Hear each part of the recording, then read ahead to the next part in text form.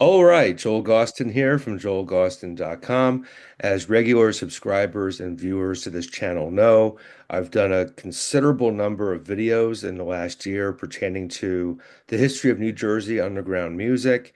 I've talked to a lot of very interesting people who inspired me growing up, people who are involved in the scene prior to my arrival, post my arrival. And I'm joined by somebody today who fits into the early 80s chronology of New Jersey, as well as some other places in the country. And I'm looking forward to this conversation. It's my pleasure to welcome from the great band Detention, Mr. Kevin Shields. Kevin, how are you, my friend? Good, Joel. Good. Excellent, excellent. So we have a lot to get through, man. There's a lot of history here. There's Yes. some current stuff happening in the world of detention that's definitely something I want to get into. But let's kind of rewind it all the way to the beginning. Interestingly enough, I'm talking to you from where I currently reside, which is Hillsborough, New Hampshire, Okay. and I can see you're where this is from going. you're from Hillsborough, New Jersey. Right. So Right. all roads lead to Hillsborough in some way, shape, or form. When we Um, were growing up, it was Hillsborough Township because it didn't even have a post office. You know, if you wanted to write me a letter, it had to go to Somerville. So how's that for low rent? it's that way here, basically. We're a slight step up from that in New Hampshire, as I'm Yeah. sure you Well, might we have know. a post office now Yeah. Yeah, and a we have salad one place. too. No traffic lights, but we have a post office, so we're making progress here. Yeah. So Hillsborough, New Jersey, that's central Jersey. Hmm. If my geography is correct, not terribly far from New Brunswick, right? No, it's about 20 minutes up Amwell Road, aka Route 518. Okay. And it's not far at all. But that didn't enter into it till later. It's 53 square miles, and boy, it was not. It was like as a little boy, it was like I might as well have been on Pluto, dude. You know what I mean? Because there was no, there was. There was none of the instant communication that we have today. So it was largely rural, and God, I might as well have been on the moon, dude. But culture eventually found its way out there. Right, right. But after our Excellent. conversation, that's going to be open to debate. Well, so we're talking, 60s, 70s. Hmm. You're coming up in that part of New Jersey. Um, what were your early experiences with music like in those days? Was there music in your household? I know we'll talk about the family affair of detention a little bit later. But growing up, I mean, was music a constant for you, or was it something you sort of had to seek out on your own? Oh no, it was always there. My folks were music people, and I was exposed early on. There was a piano in the house early on, and my mom played a little bit, but we didn't see much of that. The piano didn't last, but they had one of those classic '60s stereos, that had the record player and the radio in the cabinet with the Nito cloth covered speaker, and you put the albums over in the side, it was all there, and they were music people, but they were of their generation, and my old man listened to like big band and stuff like that because that was the hot ticket when he was a young man. So I had no shortage of, if I wanted to listen to spin some Glenn Miller or some Harry James or something, it was all there. But they had like typical like suburban stuff, like bossa nova party, or cocktail party, the 1950s version of like a K-Tel records, if you recall K-Tel Sure. records. um, but music came in fairly early. um, Nana and Pappy, my mom's folks, lived in Monmouth County, and one year, and I can't believe this, one year they bought us a quote drum set unquote, and You know what? I mean, God bless them and everything, but they didn't live there. They were like driving away that day, and that thing was sitting there. And my mom and dad looked like somebody just peed on their birthday cake. You know what I mean? But happy to report we destroyed the thing within no time whatsoever. It was this little paper thing, really cheap, and we destroyed it, which again is a harbinger of things to come when you get down to it. But I recall being a little boy, and we went to the Fireman's Fair in Montgomery. It's right up 206. It's the next town over from Hillsborough, and they had the Fireman's Fair, and there's a group playing there, and this had to be like, mid 60s or so. I was little and remember really not that much about it, but a group was playing, and they had like the matching jackets, like the Beatles or the Shadows or something like that. And I was mightily impressed.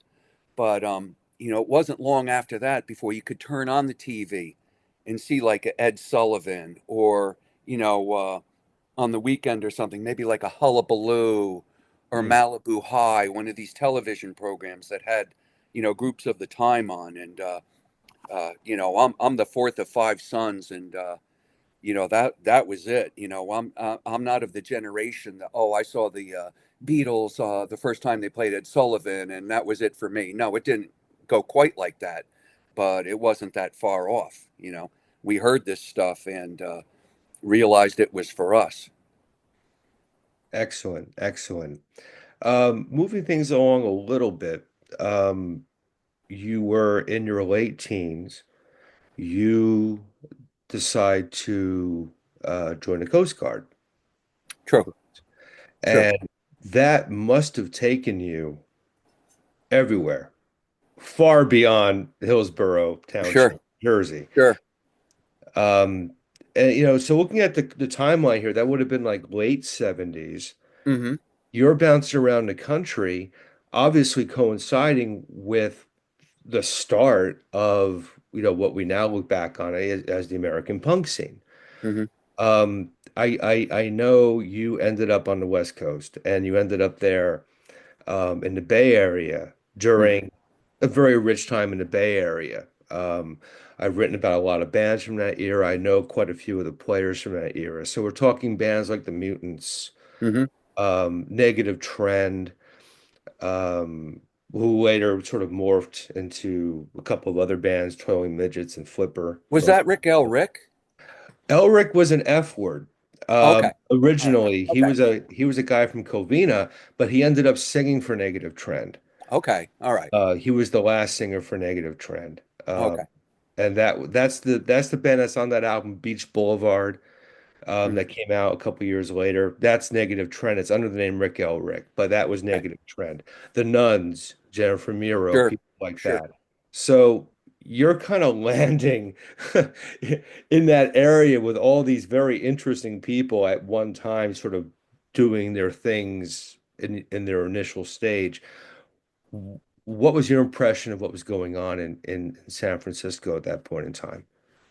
By the time I got there, and I arrived there in the spring of 1979, I was well prepped because previous to that, uh, I was stationed on Governor's Island, New York, Mhm.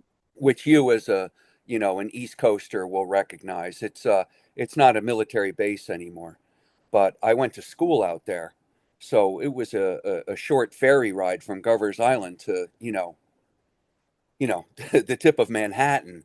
And young sailor boy with a few shekels in his pocket, that it was a recipe for disaster.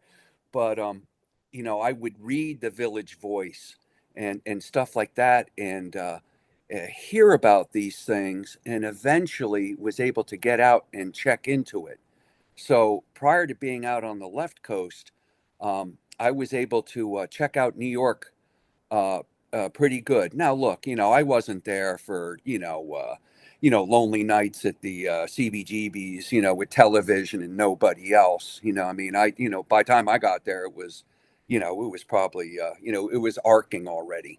Mhm. But I was able to go there and see groups, and it had an effect on me in terms of all like the presentation, the sound, the look, the attitude, the presentation. And this wasn't like normal stuff. Because let's keep in mind, and maybe this is not your experience, but prior to that, what were you to do? You're gonna from wherever you're gonna take the train into New York and sit there in the garden with 18,000 of your closest friends. People who looked like you and thought like you, and you sit there and you're gonna smoke a joint and look at Led Zeppelin and go, "Wow, man!" You know what I mean? Things were changing, Mm. and I could see this, and I was prepped for it. I'm not a critic. A lot of people say they like all kinds of music. Some of those people are full of shit. Where I like to think that I can appreciate something pretty much as presented, but I was already prepped. Mhm. So when I got out to San Francisco, uh, and this is a true story. The first night I was in town, I took the BART train. I was in Alameda. I took the BART train over to San Francisco, and I'd like to also point out that was the last time I took the BART train because some of my shipmates were from California, and they told me that was the hot ticket. Every time after that, I took the bus because the bus went right by the base gate. And the first night I was in town, I went to the Mabuhay Gardens because I had heard about it or read about it. And it was Merry Monday, a local group, the Tattooed Vegetables, which I understand were a bunch of Zappa ex sidemen, and the Bags were up from Los Angeles. And I was like, honey, I'm home. Honey, I'm home. That was the first night, you know what I mean? And I was not yet even 21, so I couldn't drink, but I met a very nice lady and had a great time. And 2 days later, I had the crabs. Welcome to California. Yeah, yeah. Welcome to California, Sailor Boy. Careful. Hey, what's a little crabs, you know? It Hey man, happens, you know? it's called sick bay, Joel. You go there, they give you a tube of quell cream and send you on your way. Back Yeah. out you go. Yeah, she burns your house down, you get crabs. I mean, these things happen in life. It's not a big deal. It's all right. It's all No, right. nothing would happen if you weren't out there doing it. But Right. but like not not being able, being kind of an addictive personality, we'll say. I was probably out for the next 2 nights at clubs too. Mm, So like the first 3 nights I was there, I was at gigs. Well, yeah, also, dude, I'd been out to sea for a couple of weeks. right. Yeah, there was no punk rock in Mazatlan. You know what I'm saying?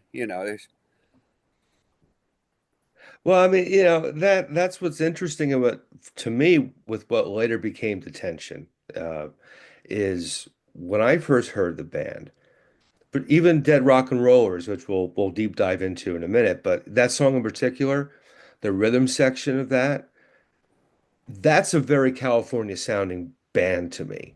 I Uh, can't I can't dispute that.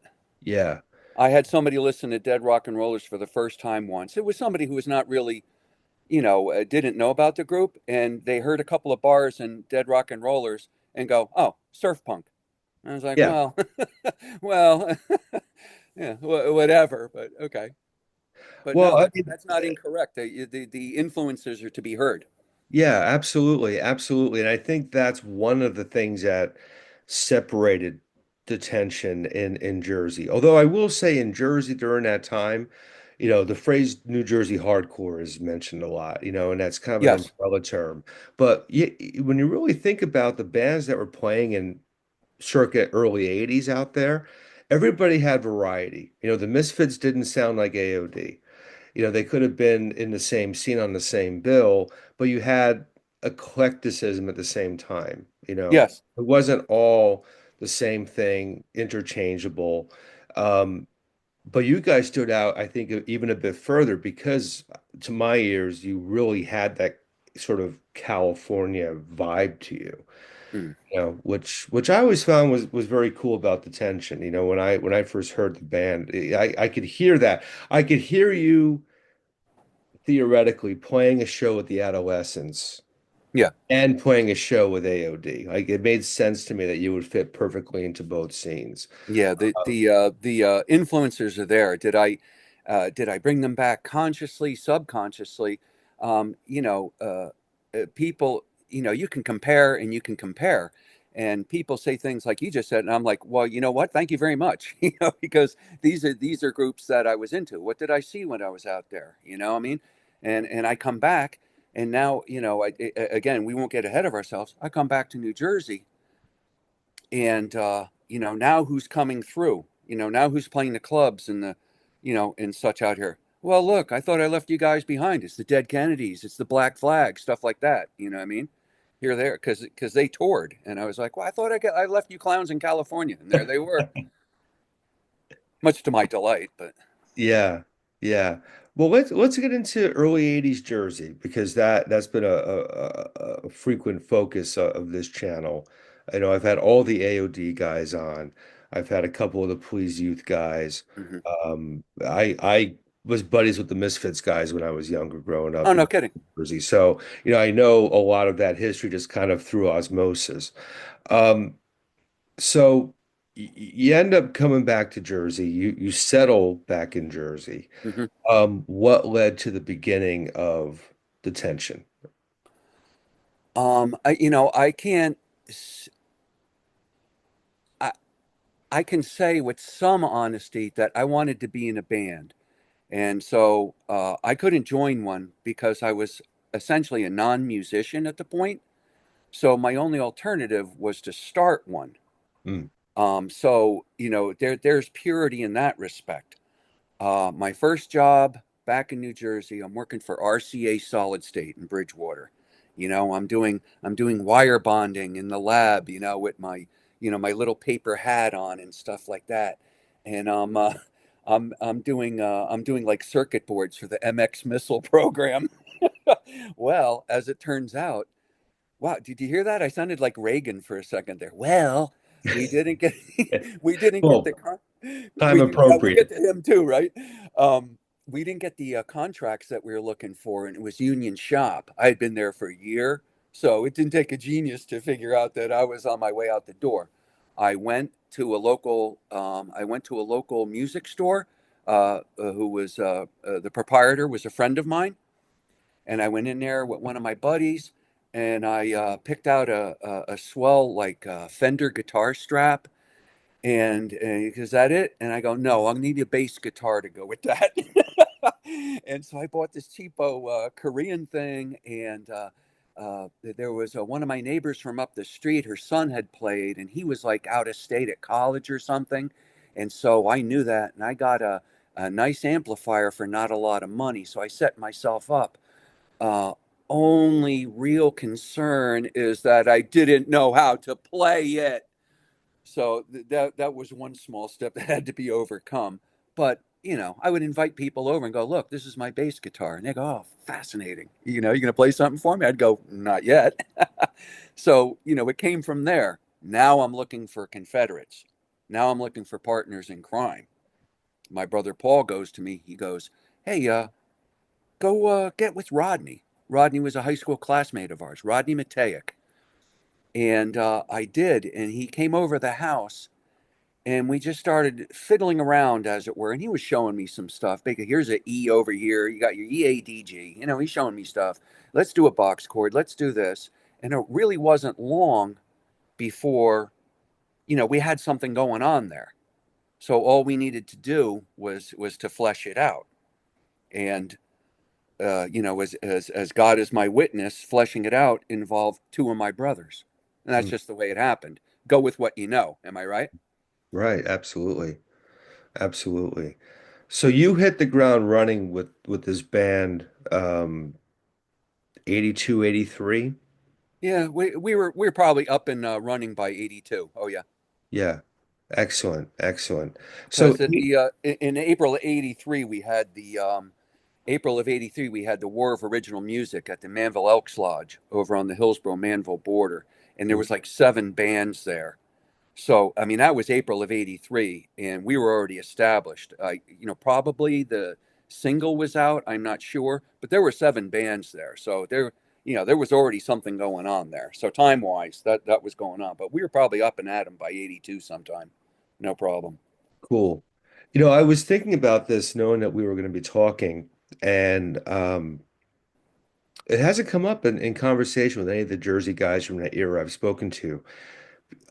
For example, I have a friend named Alan Tecchio. He's a metal guy from Jersey, and he put out this fantastic book about 2 years ago called Jersey Metal. It's like an encyclopedia-sized book. It's all about the metal bands from Jersey, Oh, no kidding. back from like the late 60s through like I think he ended volume one like around 88, 89.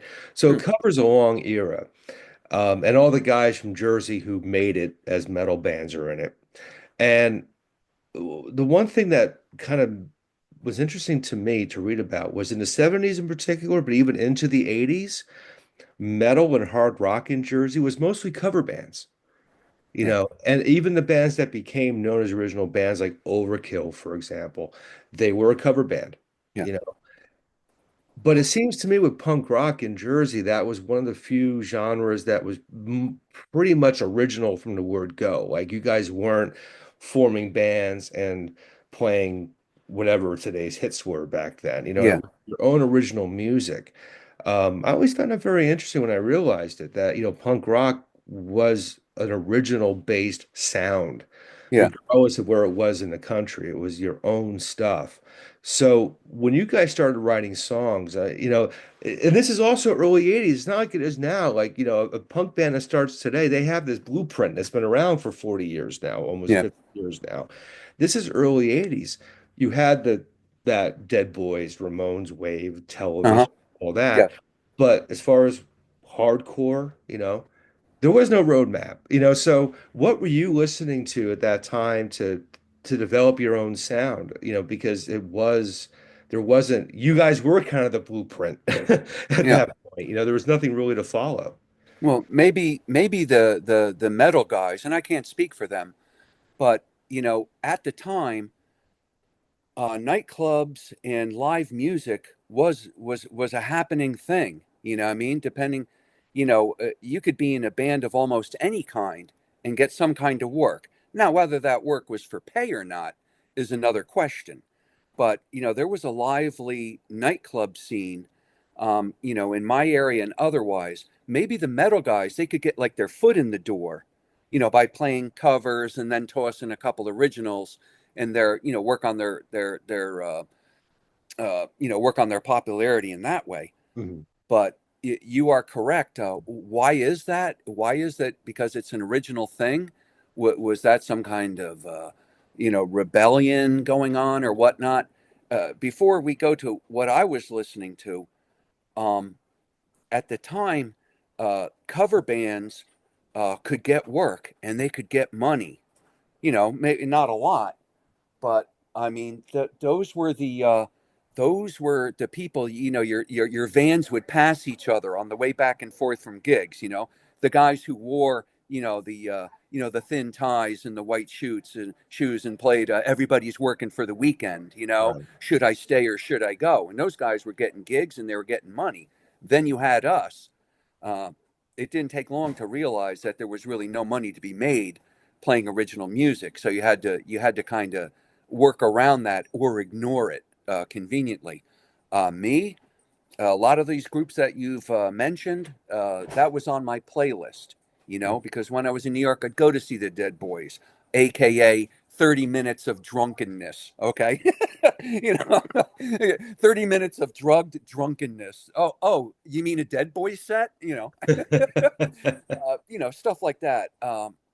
I was living in southern Georgia, and my shipmate and I decided to go. We had the weekend off, so we decided to drive to Atlanta, and we saw the Ramones and the Runaways Mm. in Atlanta.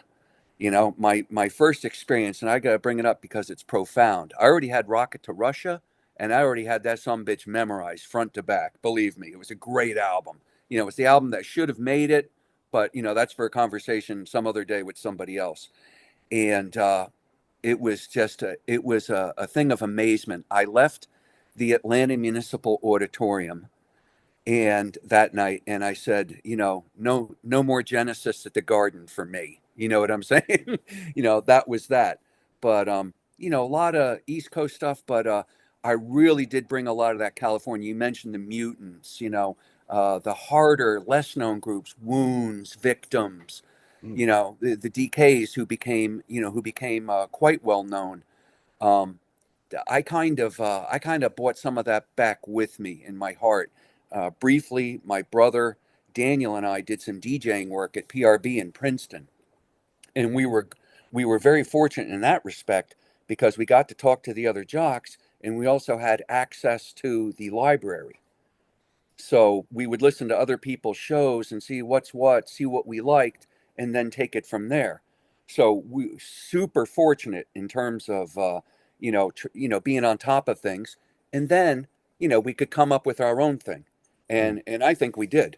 I think we came up with something. Well, it's not the most unique thing you ever heard in the world. It is what it is, but it was unique enough that people would pay to go see us, Absolutely. keeping in mind that those people invariably had something to drink or smoke beforehand, but pay to see us nevertheless, right? Yeah. Yeah, yeah. Absolutely. Entertainment is where you find it. You should have seen these crowds we played to. Oh my goodness. Oh yeah, yeah, I could Okay. imagine. All right. I've played some real pits too. We'll tell you about that some other time. But and really, I think history now, because we're going to be looking at some current activities with detention. Um, the song that I think most identifies you to the world is Dead Rock and Rollers. Yes. And first of all, there ain't nothing wrong with Barry Manilow. I want to take that for the record. All right, it's my channel. I can say that shit. Oh, I spent so much time explaining to people that I like all those artists, but Yeah. now, and you have to bring him up and make a liar out of me. Mandy, I get it. Copacabana, okay. That's okay. That's good music for your hairdresser, man. Hey, I grew up. I grew up on that shit. I still go see Yeah, him play. gotcha, He's a- gotcha. You, you have I'm a yacht rock CD somewhere, don't you? probably maybe a few. Little I Ambrosia, Joel. what's that? Little Ambrosia. Come on, man. Hey, my house was Barry Manilow, Tom Jones, Carly Simon. That Yeah. stuff is as important to me as the Ramones, and I will die on that hill. And But I apologize for saying Barry Manilow is for your hairdresser after looking at you again. well, yeah, I'll be weeping when we get done recording. My heart shattered. But I'm messing with you. But what a great track. What a great classic New Jersey punk track. Yeah. Um, so that came out in '83. Um, what was the response like? Because '83 Jersey hardcore and punk, there's a lot of bands at that point. Yes. And there are even bands kind of leaving. The Misfits with Glenn break up that year. Yeah. You know, the floor is open for newer bands to kind of come in and carry the torch. You Right. put out this single. What was the reaction like at that time to that record? It was favorable. Uh, a lot of like our friends and like our acquaintances, admitted to being surprised because putting out a record, that was like something that somebody else did.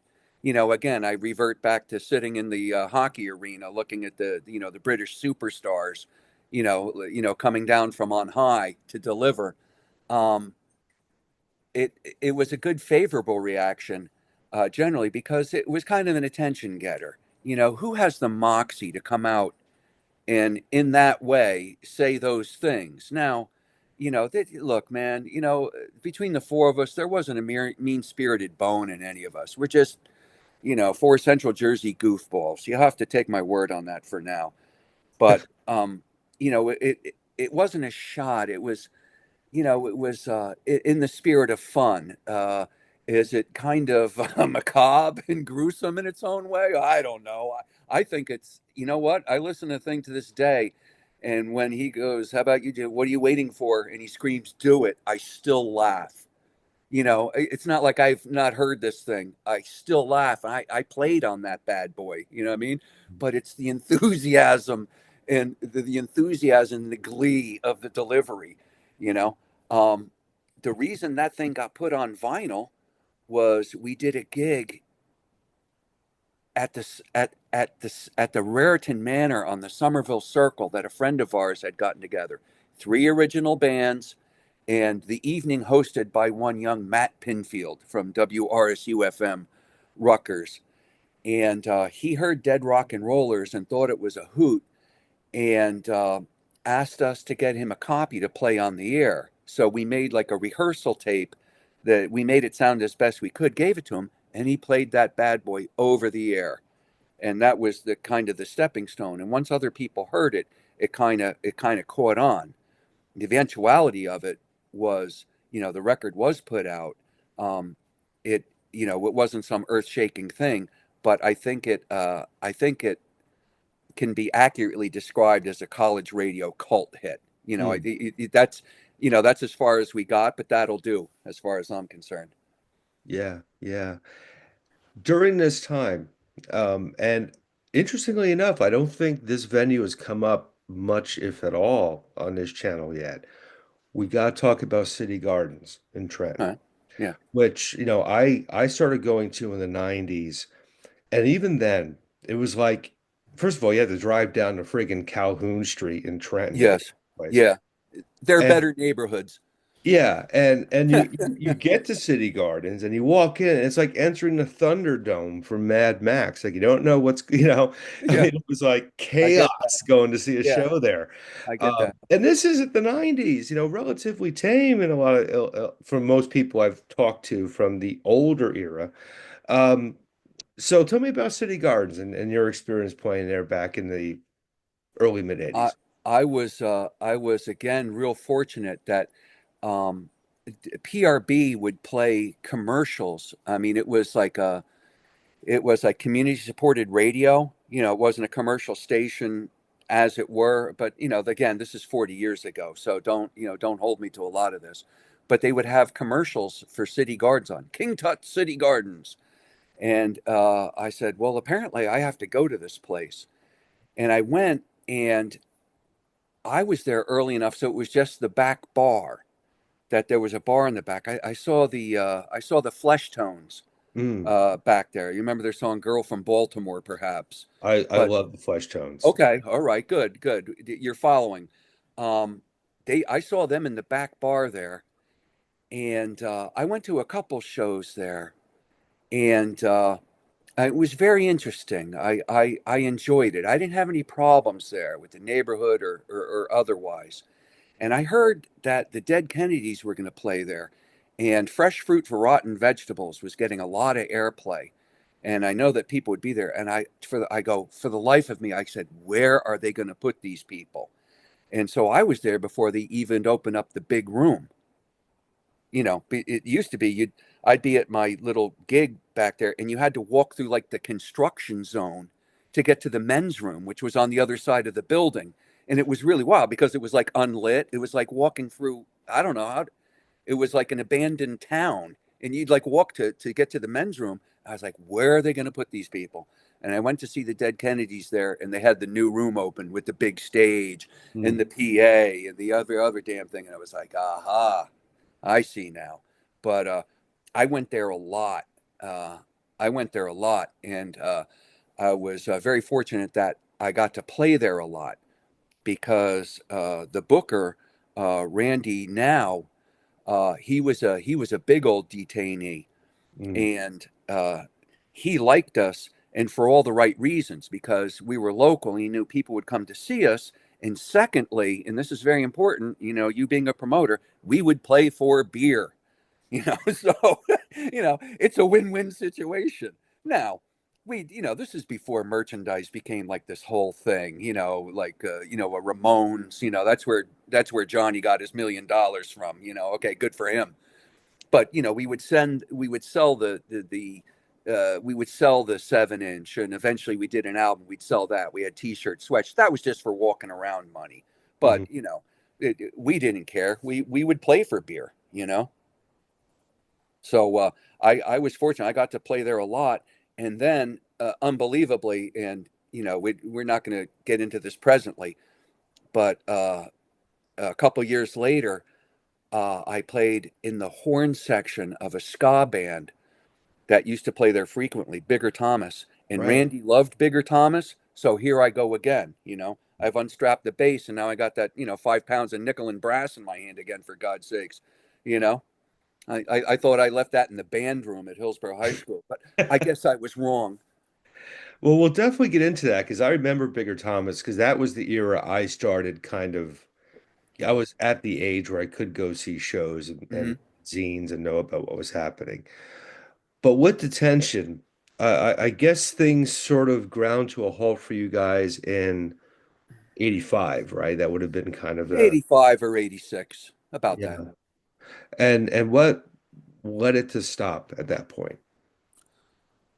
Um, it wasn't any one thing per se. I mean, we just got together, and it was a very natural thing for us to get together. The fact that we started to get gigs and started to get interest and put records out, that was, maybe we couldn't foresee that, even if we had that in the back of our mind. But as far as it breaking up, it was also very natural that it wasn't any one thing. It wasn't like people weren't getting along or anything. But I think maybe any novelty associated with it had kind of wore off. I think if I had to pinpoint something, it would say, well, you know what? We didn't have any management to speak of. We had people that helped us out, James Carp among them. That poor bastard, talking about a thankless job. We had people that would book for us and help us out here or there in different capacities. But I guess no one really felt like gigging anymore. Hmm. And I think that had a lot to do with it.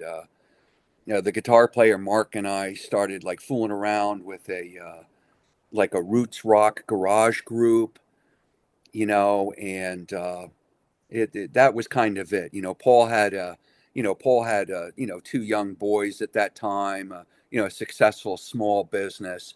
It seemed like it had kind of run its course. We had made our point.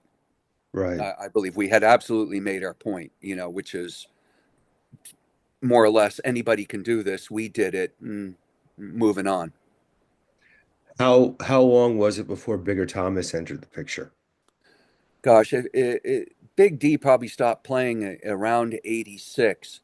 And I got together with Bigger Thomas in the summer of 1988. Hmm. And no one else in detention really went on to do anything with music, organized music anyhow. Paul paid more attention to his guitar, and he would go off for his own amusement. He'd go off and do like an open mic night or something, that kind of thing. He took to that, but after that, I don't think anybody did music other than me. And that was the summer of '88, and it was really odd because I picked up the trumpet was I was in fifth grade, and people would see me. I'm playing like the Court Tavern in New Brunswick again, in places where I'd been through with detention, city gardens, and these poor confused bastards are coming up to me and they're going, "I didn't know you played trumpet." And I was like, "Well, you didn't know me, when I was at Sunnymead School, so here I am. I hope you like it. How's that for a 180? And I mean, Bigger Thomas had a good run. I mean, you Yeah, guys were out there quite a bit in those days. And that was the next thing, like the sort of ska thing that hit New York in that time. Because I remember that was at the point where I was kind of checking things out. You had, Bucket, Moon yeah, Ska, This Gun for Hire era, Toasters, yeah, Ska Boom, that whole yeah. Scala Bim, who I think were Boston. Right. New York Citizens, the Right. Boston groups, the DC groups, Ruder Than You from Philly. We played with the Scotalites a couple of times. That was interesting. It wasn't the most exciting thing, but boy, was it interesting. When we'd go up there and dance around, and then the Scotalites come up for some, good smoky, mellow Jamaican jazz. And that was- I was prepared, but the audience, some of them were in awe like I were in a certain way. But boy, that was a. But how's that for a turnaround? I went from like 1, 2, 3, 4, Reagan sucks to mosh it up, Kevin. Where did blow him on? Where did that come from? But that's just the way it happened. You know what And no, happened, Joel? I changed my clothes. That's what I had to do. yeah. Well, I love that whole era of ska. And interestingly enough, I mean, you surely remember by the mid '90s, ska was like the thing. Like you couldn't go to a show without one ska band on the bill. I mean, it, Yeah, it had like a moment where it was kind of a thing. That's when the moon ska thing kind of exploded for a couple of years there. Maybe for like 2, 3 years. yeah. Boss Tones in Boston kind of leading the charge up, up here. I mean, you were out of Bigger Thomas at that point, right? Yeah, I think I finally gave up the ghost like in like 94 or so. And I mean, check it out, man. I played I I'm understanding I played original music until I was 35 years old. Mhm. Now, for someone who's not like a professional musician or an established group that can tour and make money and do recordings, that kind of thing, that's really quite something that I went that far with it. And let me tell you, those crowds were getting younger and younger all the time, man. I'm here to tell you. I probably bagged it like 94 or so. And I had, again, I had made my point. I had done my thing. But, at its time, you know, Bigger Thomas could play almost anywhere. Where Detention, we only played outside of New Jersey less than a handful of times. People go, oh, I heard about them, but I never saw them. Oh, really? Well, if you didn't live in New Jersey, I understand that because we only played outside of New Jersey a couple times. Yeah. Never got in the van, Joel. You know what I mean? Never got in the van, never, you know what I mean? And that's the way it had to be. But that being said, I don't think we could have survived. The four of us in a truck, going across the country or something. I don't think that would have ended well between you and me and the window washer. You know what I'm saying? Yeah, yeah, Despite the fact that two of them were my brothers, you don't think families don't argue? yeah, Yeah, yeah. We, yeah, that could have got ugly. we've all known musicians, particularly in Jersey, some mutuals we know, who are great in Jersey, but they would not travel well. Yeah, yeah. You want to find out about people? You want to find out about yourself? Be in a van with them for a couple of weeks. Try Yeah, that on for size. yeah, yeah, oh yeah, oh yeah. Mm. Um, but that brings us to why we connected, because there is something very cool in the here and now with respect to Detention. Left for Dead Records, the great reissue label, Hmm. who's done some amazing stuff. The Senders, Comatines, TMA. Dave's coming on this channel very soon. Tell them Um, I was asking for them. yeah, absolutely. I'll be sure to do that. Um, Left for Dead and James over at Left for Dead put out a Detention reissue just in the last few months. Yeah. Hmm. T Tell me about what comprises that release and how that all came to be. The It's a 12-inch 45 maxi EP. Call it what you will. It's a 12-inch 45. Uh, the One side contains the Dead Rock and Rollers single, Dead Mhm. Rock and Rollers and El Salvador, which was the flip side, and the other side has 7 songs. Um, a few of which were included on our self-produced, self-titled album from '85-ish, and a couple of tunes on it have not been released on vinyl. Mhm. So it's got a nice mix. Now, um, these these poor suffering bastards that we called record collectors. Somebody sent me something and it showed a online auction where someone bought a copy of the original Dead Rock and Rollers 45 for $232. Mhm. No, you heard me correct. $232. And I'm trying to think of what we sold it for at the time, and I can't remember. Dude, we go down to Pur Hatch's Tavern in Manville, and go, "Hey, we have a record. You want to buy one?" And they're like, "Oh yeah." You know, yeah, I can't even remember what it went for. There was 500 copies, and now they're paying for it because there was only 500 copies. Right. You know what I mean? That story is not unique. Go find a Chiefs 45 or one of these Boston groups or something where it was 300 of these things. Um, so it's a great opportunity for people to have their hands on it, and all that other stuff is just totally bonus. You know, the most recent stuff on there is from like 1986, so it's a period piece. Mhm. In the course of this thing coming out, I've had to listen to it. James would send me mixes and things like that and go, I need your approval on X, Y, and Z. James Reynolds, for Left for Dead, I have nothing but praise for what he's done. This boy has really become good at what he does. And I looked at some of his product that he sent me beforehand. Again, you mentioned the senders. He sent me like a CD, with like a 3 disc CD.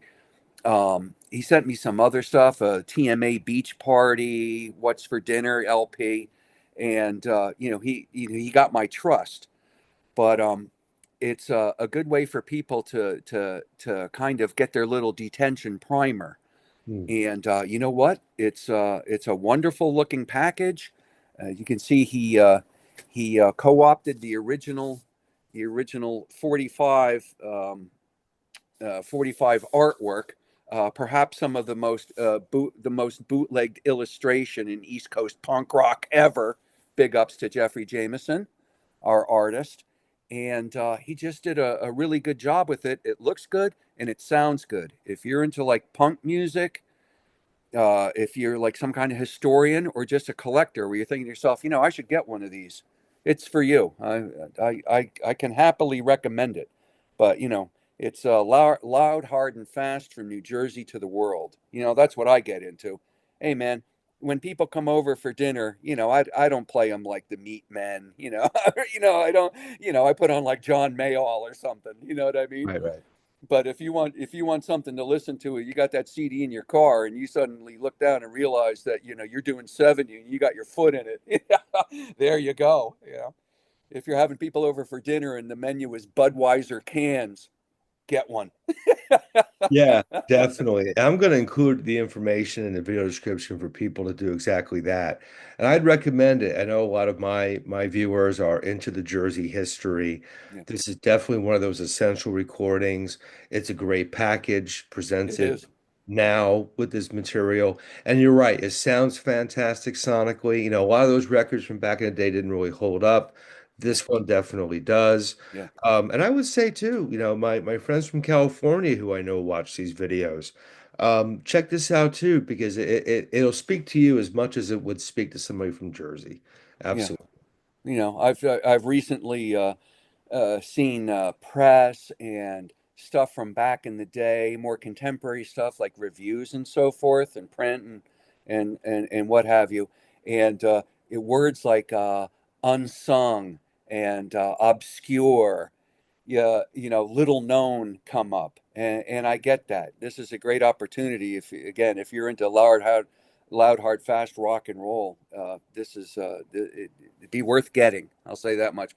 And I'm not here just to shill it, but that's the kind of music I like. I've listened to this thing enough now, and this is 40 years retrospect, and I can tell you flat out, I'm glad we did it. Yeah. Not just this, and again, big up to James Reynolds and Left for Dead Records, but I'm glad we did it originally. You know that I was in a group that sounded like that, and it was kind of two fingers up, to the thin tie working for the weekend, you know, uh, you know Yeah, what I yeah. like about you crowd. You know what I'm saying? I hear you. Which I have that in my collection too, Joel. So you Yeah. see, we're like trading our deepest, darkest secrets here. Oh, I have no shame. I did my top 10 albums of 2024. I posted them. I mean, Taylor Swift is in there. Oh, no kidding. I'm not Next to familiar with her. Morning Noise, Tommy from Bedlam. Oh yeah, okay, yeah, I mean, look, music is music, man. yeah, I gravitate towards a certain style predominantly, but dude, exactly. I if you're a musician, you have any sort of musicality in your veins, you're gonna listen to as much as you can. It Right. doesn't matter if it's punk rock. Agreed. Agreed. How did a kid who listened to the Monkees before going off to his Cub Scout meeting wound up, playing dead rock and rollers? Well, that's for Right. somebody else to untangle. I'm 66 years old. I sit in my living room, and on Friday nights I watch MTV2. They have a program called I Want My 80s, and Mhm. right after I Want My 80s is Metal Mayhem. There you go. Exactly. Exactly, man. Yeah. It's great this stuff comes out, and I love people like James who chronicle bands from the past and present them in new ways. And it does get even more significant as time goes on because Right, people pass away right. along the way. And there have been some passings within detention I wanted to certainly mention to Yeah, honor those guys. yeah. We lost my brother Paul in 21. Leukemia finally got him. And, essentially by about 2023, our guitarist drank himself to death. So how's that for irony, irony, irony? You know, that, the song that made us famous, you Yeah, know, came up and bit one of us on the ass. But that's life and that's death. But it's great. Big ups to James and anybody like him because um, this has to be documented. And whether I'm worth talking to or interesting enough, the people that were there and participated, are now getting you know fewer. Just through attrition. You know yeah, what I mean? So, and let's face it, this was a scene who at the time was not well documented. You didn't go into, Patrick's, in 1982 and see people walking around with video cams, right. and tape recorders and stuff. You did not see it. So this stuff was largely unreported.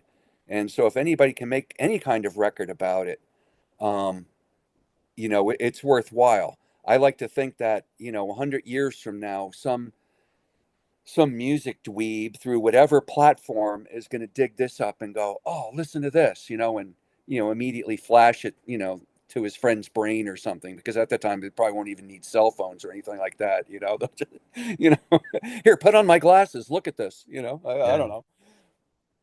Yeah, it's great that again, being from Jersey and kind of learning about it a little later because of when I was born. I love the fact there's so many things happening in the here and now. There was a Bedlam reissue recently. There's a Hmm. Police Youth reissue. Yeah, Props I to love Doug those and those bands. guys. Yeah, yeah, definitely. I love those bands. Yeah, But you listen to like Detention, and you listen to Bedlam, and boy, we got away with murder, dude. yeah, In terms of like subject material and the way things were expressed. Holy smokes! I look at some of this now, and Bedlam is a great example of it. Look, it's all making fun and whatnot, but wow, you wonder if some of that would fly in today's. oh,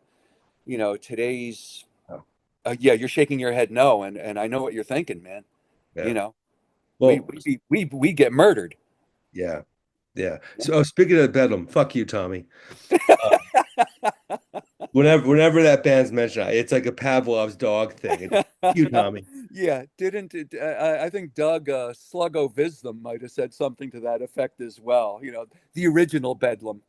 If you go through my channel, there are various "fuck you, Tommy" moments throughout the history of the channel, Yeah, and I love Tommy, but yeah, shh, don't say that, yeah.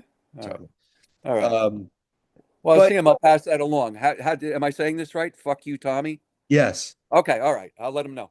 yeah, that's how it goes. Oh, he'll know, he'll know. He's obsessed with me. He watches all these videos. He loves it. Yeah. So yeah. So I mean, I live in upstate New York now, out in the middle of nowhere. So I don't know that I'll be seeing them when I go to see the Emerson, Lake and Palmer tribute group, at the local Yeah, theater. yeah. So We that'll got have to cover wait. bands. Well, it all goes full circle. Now we're back to talking about cover bands. Right. Right. But look, it's got to be something for you, man, to do something like this. I know you've done some other interviews about detention recently, and there's this release, and there's a press campaign, the whole thing from a 40-year-old band. I mean, what goes through your mind when you realize in 2024 you're talking about this record after all these years? Yeah. Um, those cats I mentioned earlier, who were getting gigs at nice places for decent money playing covers. Nobody's re-releasing their stuff. I mean, no one 40 years later is doing a re-release of, their version of Everybody's Working for the Weekend. You know what I mean? I don't mean that in a spiteful way, but it was, people didn't get it. Some people didn't get it at the time. I was talking about that roots rock band that Mark and I were into after the Big D broke up, and we'd play like Chuck Berry or like, the Trash Men, stuff, like dance music, like party music. And people would come up to me and go, "I like this group. This is way better than that other stuff you were doing." What with the people rolling around on the floor and okay, yeah. Um, but there's gratification there. You know what I mean? You know, I enjoyed my time while we were doing it, and I think we were onto something good. And I think the reaction that we got confirmed that. But that anybody has interest in this, at this point in time, like literally 40 years something down the road, it's gratifying. I'm leaving something behind. The quality of what I'm leaving behind is for others to listen to, and they can come up and they can make up their own minds about how worthwhile it was or wasn't compared to itself, compared to something else. That's on them. That's not on me. We Yeah. tossed it out there, and it's rearing its ugly head again after 40 years. And really, I'm very pleased. I'm very pleased. Someone described it as certainly not overproduced. And I was like, well, you know what? That's part of the point, man. You know what I mean? The phrase "do it yourself," was pounded into the ground. But my background and what I saw and a lot of stuff that you described yourself was just people doing it for themselves. Because what are you gonna if you're gonna wait around for what? To change your direction so that you can get a record contract and then get dropped after one LP is released? You know, we're on our own, and I'm as proud of that today as I was back then. Yeah. Excellent, man. Well, I'm thrilled this record exists in the present tense. It zips, man. Oh It yeah, moves along. I'm it telling does. you, It does. it moves along. Yeah, it's one of those records, man. If you're listening to it digitally, you can just keep playing it and playing it and playing it, listen to it 20 times before you Right. realize, oh, maybe I should put something else on. But yeah, man, it's great. It's always a pleasure talking to people from Jersey, particularly the scene that came before me. I'm always very curious about that history. It's always an honor for me to represent it on this channel. I And appreciate it. It's just yeah, another avenue that we can, I mean, if you're listening to something and you're getting into it, that's not necessarily history. That's you getting a reaction, and something visceral is happening to you. You know what I right. mean? It's not some dusty thing that picked off a shelf, dusted off, looked at it, and then put it back on the shelf. You know what I mean?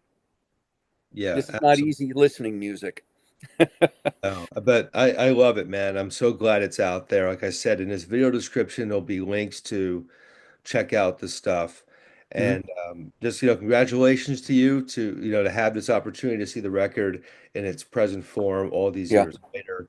And hey, I really appreciate your time and the fact that we had some opportunity to talk about the old days in Jersey. And I hope our paths cross again soon. Joel, I thank you so much for your interest. It was fun talking to you.